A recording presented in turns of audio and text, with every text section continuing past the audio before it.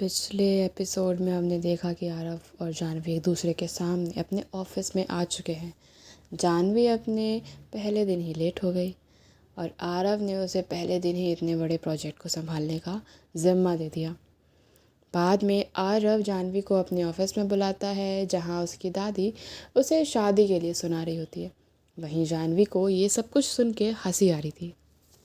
Phone कटने के बाद आरव ने अपना फ़ोन नीचे रख दिया। जैसे वो मुड़ा उसने देखा जानवी अपनी हंसी को छुपाने की बहुत कोशिश कर रही है। आरव मुस्कुराते हुए बोलता है, अगर तुम्हें लगता है ये बहुत फ़नी है तो तुम हंस सकती हो, अंदर छुपाने की ज़रूरत नहीं है। इतना बोलकर वो अपनी चेयर पे बैठने चला गया और जानवी हल्का सा हंस दी। ऐसा कुछ नहीं है, बस मैंने ये उम्मीद नहीं की था आपके साथ भी वही है जो मेरे साथ है। अच्छा, तो इसका मतलब है हम दोनों सेम सिचुएशन से गुजर रहे हैं। हाँ, शालिनी और मेरी माँ मेरी शादी के लिए बहुत टेंशन लेते हैं।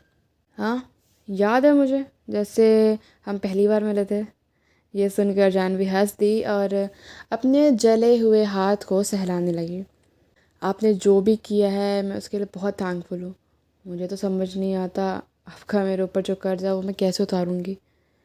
आरव आज थोड़े हल्के मूड में था, इसीलिए उसने मजाक में कहा, अगर किसी का कर्ज उतारना है ना तो बहुत सिंपल तरीका है, सबसे बढ़िया अपना दिल उस पे हार जाओ। ये सुनकर जानवी हैरान हो गई। उसे समझ में नहीं आया इस लाइन के बाद आगे क्या बोलना चाहिए। उस सिचुएशन को कवर करते हुए आरव ने कहा, ये वही प्रपोज़ल है ना जो तुमने पहले सबमिट किया था। मैंने उसे देखा था और कुछ कुछ चीज़ें भी मैंने उसमें से नोट करके रखी हैं। इसको रेफरेंस की तरह लो, मैं श्योरली कह सकता हूँ इससे तुम्हारा काम बहुत ईजी हो जाएगा। आरव ने जानवी को एक डॉक्यूमेंट्स दे दिया। जानवी ने वो डॉक्यूमेंट्स लिए और उसको पढ़ने लगी। बिल्कुल वहाँ पे बहुत सारी चीज़ें ऐसी थी जो आरव ने अलग से लिखी हुई थी। वो थोड़ा सरप्राइज थी और थोड़ा सा इम्प्रेस्ड। थोड़ी देर के बाद उसने आरव से कहा, 1 महीने बाद मैं आपको प्रपोज़ल तैयार करके मिलती हूँ। अगर तुम्हें किसी चीज़ की ज़रूरत हो तो तुम मुझे बता सकती हो। अगले साल हमारा मेन फोकस इसी प्रोजेक्ट पर होने वाला है, तो मैं चाहता हूँ कि इस प्रोजेक्ट की शुरुआत में हम ज़्यादा से ज़्यादा मेहनत करें। आप बेफ़िक्र रहिए, मुझे शायद कुछ लोगों की टीम बनानी पड़ेगी ताकि मैं इस पर अच्छे से और स्टडी कर सकूँ। कोई बात नहीं, मैं रोज़ और चेरी को तुम्हारी मदद के लिए भेज दूँगा। और रही बात टीम बनाने की तो वो तुम्हारे ऊपर है। कंपनी जैसा तुम चाहोगी वैसा करेगी। और हाँ, मेरे पास कुछ फ़ोटोज़ भी हैं जो शायद तुम्हारी कुछ हेल्प कर सकें। आरव ने जल्दी से अपने लैपटॉप पर कुछ टाइप किया और जानवी के सामने अलग अलग डिज़ाइंस की इमेजेस आने लगी। जानवी उसके पास खड़े होकर स्क्रीन पे फ़ोटोज़ देख रही थी।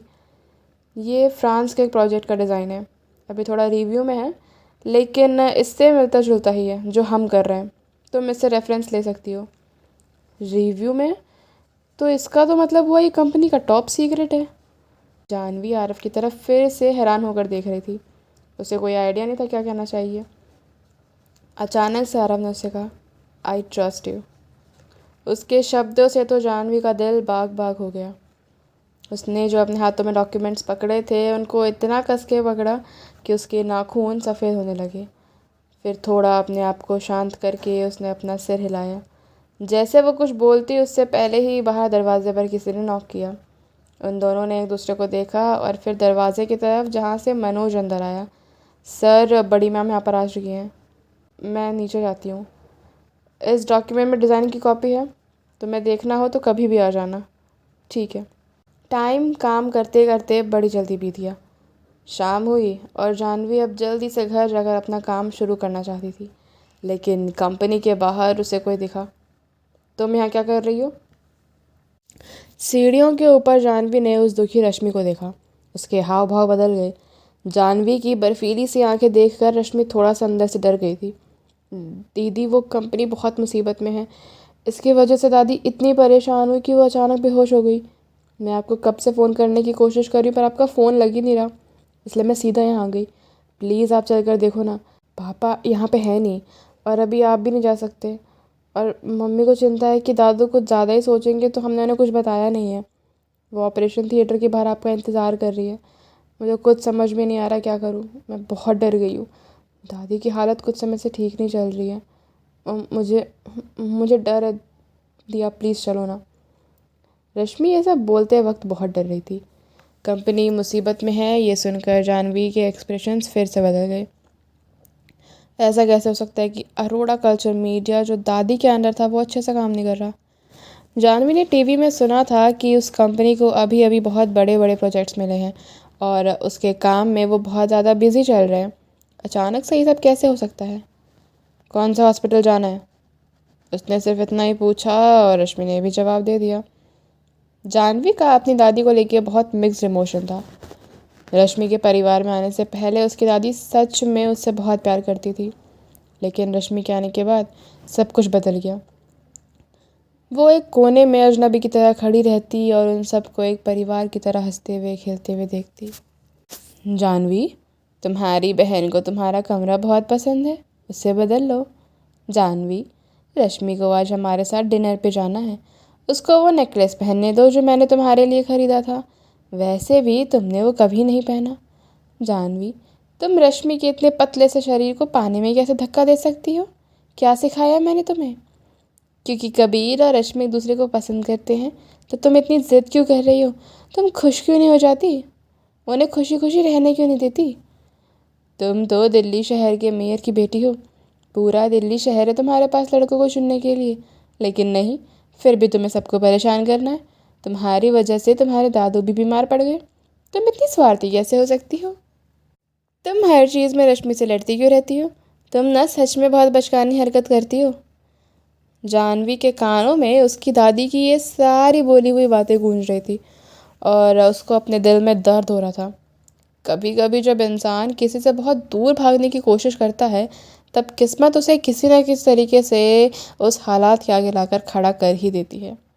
जब वो हॉस्पिटल पहुंची तो उसकी दादी की सर्जरी ख़त्म हो गई थी और उन्हें वार्ड में शिफ्ट किया जा रहा था। डॉक्टर ने कहा इन्हें अचानक हार्ट अटैक आ गया था और अगर ये टाइम पर हॉस्पिटल नहीं पहुंचती तो इनकी जान नहीं बचती। जाह्नवी बेड के पास खड़ी होकर अपनी दादी को देख रही थी जो अभी बेहोश थी। रेखा जी भी थोड़ी परेशान सी लग रही थी और बार बार उसे देखी जा रही थी। बात क्या है, आप साफ साफ कहेंगी? अब जाह्नवी ने रेखा जी से गुस्से में पूछा। रेखा जी की आंखों में ये बात सुन के चमक आ गई, लेकिन फिर अपने भाव को बदलते हुए वो बोली, अरोड़ा कल्चर मीडिया भी कुछ समय से बहुत बड़े बड़े प्रोजेक्ट्स पे बातचीत कर रहा था। कंपनी ने उन पर काम करना भी शुरू कर दिया था, लेकिन इन्वेस्टर्स पीछे हट गए और जो वाइस प्रेसिडेंट था वो घोटाला करके कंपनी के बहुत सारे पैसे अपने अकाउंट में ट्रांसफ़र करके भाग गया है और इसकी वजह से अभी कंपनी में एक बहुत बड़ी फाइनेंशियल क्राइसिस आ गई है और तुम्हारी दादी भी, इसीलिए सब हुआ है। पीछे हट गए? अचानक से ये कैसे हो गया? जाह्नवी की आंखों में रेखा जी के लिए शक था, लेकिन उनकी आंखों में सिर्फ दुख। ये सब कुछ रश्मि की वजह से शुरू हुआ था। हमारे इन्वेस्टर सिंघानिया फर्म्स थे। वो रश्मि को काफ़ी समय से पसंद करते थे और उससे शादी करना चाहते थे, लेकिन तुम तो जानती हो रश्मि और कबीर एक दूसरे से कितना प्यार करते हैं, तो ऑफ कोर्स वो शादी के लिए मना ही करती और इसी वजह से गुस्से में सिंघानिया फर्म्स ने अपने सारे पैसे वापस ले लिए और अब कंपनी जब इस हालत में पहुंच गई तो बचे कुछ पैसे वाइस प्रेसिडेंट ने घोटाले में ले लिए और वो कंपनी से भाग गया। यही सुनकर तुम्हारी दादी बेहोश हो गई। रेखा जी जाह्नवी की तरफ सीरियस होकर बोली, देखो जाह्नवी, मैं जानती हूँ तुम्हारे और कबीर के बीच जो हुआ उसमें गलती रश्मि की है। पिछले कुछ सालों में जो भी हो रहा है उससे कोई भी उभर नहीं पा रहा और ख़ासकर तुम्हारे दादा दादी, वो दोनों सच में तुम्हारी बहुत फ़िक्र करते हैं, लेकिन अब तुम्हारा और कबीर का कुछ नहीं हो सकता और कबीर सच में रश्मि से पागलों की तरह प्यार करता है। मैं बस यही उम्मीद कर सकती हूँ कि तुम लाइफ में मूव ऑन करो और उन्हें भी उनके हाल पे छोड़ दो। तुम्हारी दादी को भी कितनी चिंता है, उन्हें पता है बाहर अकेले रहने में तुम्हें कितनी दिक्कत आती होगी, इसीलिए तो वो तुम्हारे लिए अच्छे अच्छे रिश्ते ढूंढ रही हैं। अब इस मौके पर रेखा जी के भाव बदल गए। वो फिर आगे बोली, दरअसल सिंघानिया फर्म्स के जो वारिस हैं वो बुरे नहीं हैं, स्मार्ट हैं, अच्छे खासे लंबे हैं और एक अच्छे परिवार से बिलोंग करते हैं। दिल्ली शहर की लड़कियां तो बस मरी जा रही हैं कि एक बार उनको देख ले। सिंघानिया फैमिली की मेन लेडी को मैं जानती हूँ, वो बहुत अच्छे लोग हैं। जाह्नवी का पूरा शरीर ये बातें सुन के ठंडा हो गया। तो इन सब का मैं क्या करूँ? वो बस रेखा जी आगे कहने में बहुत झिझक रही थी। मैं बताती हूँ। तभी वहाँ एक बुज़ुर्ग आवाज़ सुनाई दी। माँ, आपको होश आ गया? अब आप कैसा महसूस कर रही हैं? डॉक्टर ने आपको पहले भी मना किया था इतना काम ना करने को, पर अब आप ऐसे बिल्कुल भी नहीं करेंगी। रेखा जी लगातार बोली ही जा रही थी। जानवी ने देखा कि अब उसकी दादी सुहासिनी जी ने अपनी आंखें खोल ली हैं। उनकी बूढ़ी आंखों में अभी भी वही शार्पनेस थी। मुझे उठाओ।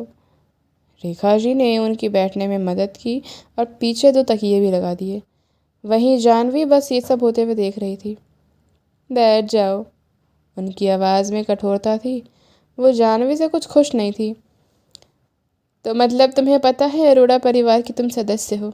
तुम्हारे दादाजी की तबीयत खराब हुई, तुम तब घर नहीं आई। छोटी बहन घर आई, तुम तब भी घर वापस नहीं आई। हो क्या रहा है तुम्हें? मुझे वापस क्यों जाना चाहिए? मैं बीमार हूँ तो डॉक्टर के पास जाऊँगी। भूख लगेगी तो घर जाके खा लूँगी, लेकिन वहाँ जाके मैं क्या करूँगी? मुझे क्या मिलेगा? सुहासिनी जी को बिल्कुल अंदाज़ा नहीं था कि जानवी उनको इस तरीके से उल्टा जवाब देगी। पहले चाहे वो जानवी को कितना सुना ले, वो कभी चू तक नहीं करती थी। सुहासिनी जी के चेहरे पे गुस्सा आ गया। तभी रेखा जी बोली, जानवी तुम ऐसे कैसे अपनी दादी से बात कर रही हो? वो अब और स्ट्रेस नहीं ले सकती। डॉक्टर ने अभी अभी कहा था ना, तुमने सुना नहीं क्या? जानवी के चेहरे पे हंसी और बढ़ गई। ऐसा लगा जैसे उसने रेखा जी की बातों को सुना ही ना हो। अरोड़ा कल्चर मीडिया हमारे अरोड़ा ख़ानदान के खून पसीने की कमाई है। मुझे नहीं पता था ऐसा कुछ हो जाएगा, और ये मेरी गलती है।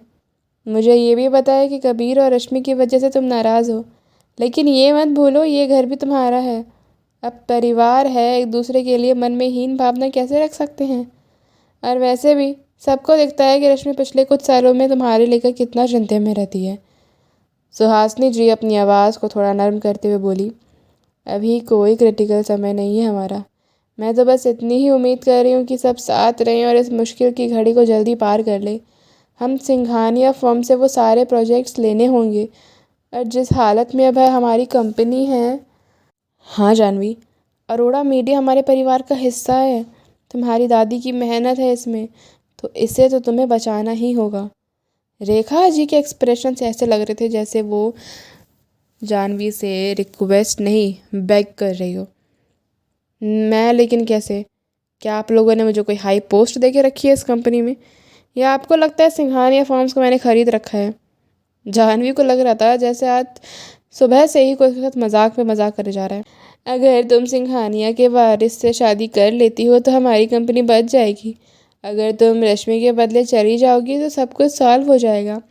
वैसे भी तुम और रश्मि थोड़े थोड़े एक जैसे ही लगते हो, तो तुम्हारा चेहरा तो एकदम बढ़िया रहेगा। और उनको अपनी बहू एक रईस और अच्छे घराने की चाहिए, तो तुम तो दिल्ली के मेयर की बेटी हो।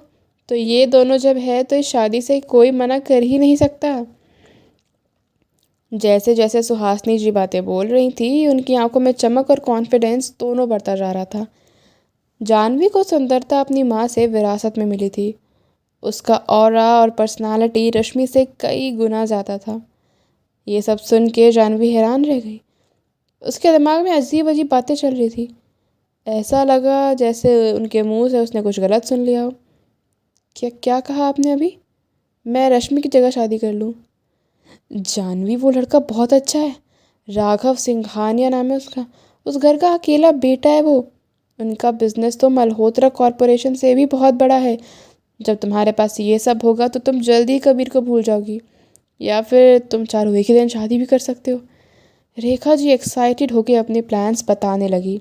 तो अब आप लोगों से वेट भी नहीं हो रहा कि कब आप मुझे रश्मि के बदले आग के झोंकों में फेंक दें और अपनी कंपनी और रश्मि दोनों को बचा ले। जानवी का मन इस टाइम ये सब सुन के बहुत ज़्यादा दुखी हो गया था। तो क्या होगा आगे? क्या सुहासिनी जी जानवी की शादी करवा के मानेंगी, या निकालेगी जानवी इसमें से कोई बीच का रास्ता? क्या होगा आगे कहानी में, जानने के लिए देखते रहिए। और स्टोरी पसंद आ रही हो तो चैनल को लाइक करें, शेयर करें, सब्सक्राइब करें। Till then, thank you so much.